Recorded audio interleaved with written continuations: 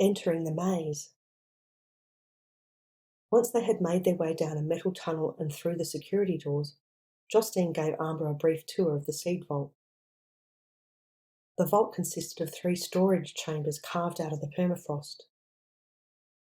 Justine led Ambra into the middle chamber, the only one currently in use, lined with shelving and stacked with hundreds of plastic boxes, all labelled and barcoded.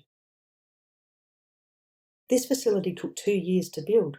It was opened in 2008 and paid for entirely by the Norwegian government. It contains over 1 million different packets of seeds, of nearly 6,000 different species, each an important variety of a crop stored at a constant temperature of -18 degrees Celsius, explained Justine. Are these seeds only food crops, or all kinds of plants? Asked Ambra, craning her neck to read the labels on the boxes that identified the seed's country of origin. Algeria, Brazil, China, Syria, Zimbabwe. Just food. This facility has the most diverse collection of food crop seeds on Earth. These seeds come from almost every country in the world, many from national seed banks. There are over 1,500 seed banks around the world. Countries with their own seed banks send seeds here. What for? They send copies of what is stored in their own banks. It's like a remote backup in case a human-made or natural disaster, disease, war, climate change, threatens the food supply or even the seed bank itself in their own country. So, like a safe deposit box for the world's food supplies. Exactly. And, one could say, preserving the foundation of agriculture is an insurance policy for humanity. In an ideal world, these seeds will never be needed. Justine led Ambra to a door in the far end of the chamber, which was almost camouflaged with permafrost. Chipping away the ice, he used yet another key to open the door, then led Ambra along a long tunnel that bore downward, gently sloping deep into the earth.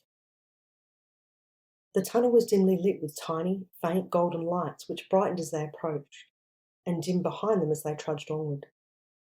Eventually, the tunnel widened into a small room, which featured a steel circular door embedded into the rocky wall, directly opposite the tunnel. Above the door was a single embellishment, an upright silver trident. Justine indicated the fork. The trident is the symbol of Neptune. In both Greek and Roman mythology, Poseidon, or Neptune, was the god of the sea, who used his trident to cause mighty earthquakes and to stir up tsunamis and sea storms. Neptune? Earthquakes? Tsunamis? Ambra looked at Justine in astonishment. Unaware of her recent encounter with Neptune's revenge, or her quest in relation to Nadir and the Saturnian diamond, Justine beamed at Ambra's interest. The planet Neptune is named after the Roman god, and in esoteric schools, Neptune is the planet associated with illusion. Also, the Greek capital letter psi, which resembles a trident, is used to represent psychology. So it is an apt choice for MAGE, as you will soon learn. The heavy metal door was framed with red LED light. The door did not appear to have any lock, security system, or even a handle. Curious, she pushed on it, but nothing happened. Justine smiled at Ambra. It is deceiving. The way into MAGE is through the mind. It has no conventional locks. The entrance to MAGE is protected by a maze comprising 7 virtual challenges. And the mazes themselves are not conventional mazes like those you would find your way through physically. They are mazes you navigate your way out of by observing when the human mind must evolve in response to changing circumstances that become progressively more complex. Ambra was completely befuddled. What could that possibly mean? Justine caught the look on her face. How can I explain it? There will be a point in each maze where your response to what you experience around you changes, when you will feel like the existing order of things no longer works, that the problems of your world can't be solved with the way things have been, and that will be how you know it's time to leave.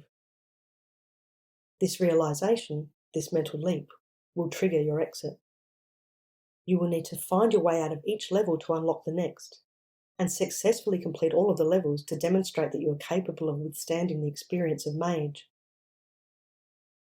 If you cannot find your way through, I'm afraid there's no other way for me to gain you entrance, and I will collect you tomorrow as planned. No matter what happens, remember that all of the challenges are only illusions. Good luck. Without another word, he turned on his heel and began the long walk back up the tunnel. Ambra took a moment to let all that Justine had told her sink in. The three-pronged fork above the door was a silent sentinel, and an indicator of what lay beyond. She looked at the door. The way into MAGE is through the mind, Justine had said. She moved closer to the door and stared at it, visualizing the opening. She held her concentration. A few moments later, the LED frame of the door changed from red to blue. Ambra heard a faint click. With a grating noise that set Ambra's teeth on edge, the door slid sideways into the rock. She took a tentative step through the open doorway into a pitch-black space. It was completely silent.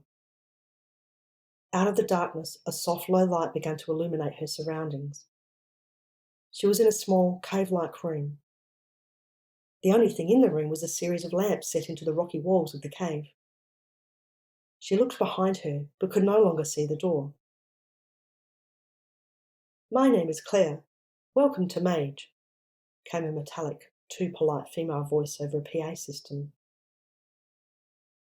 "Entrants will face 7 challenges, each more complex than the previous," continued the voice in a BBC perfect accent. "You may experience many emotions, but please remember they will all be illusions. They are intended to test your capacity for entering MAGE. Prepare to enter Level 1. The voice went silent. Ambra was confused. How was she supposed to start?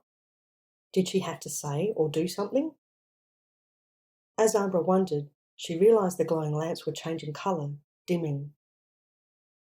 Now the lamps were emanating a soft beige colour, swathing the cave in camel-coloured light. Then the world around her dissolved.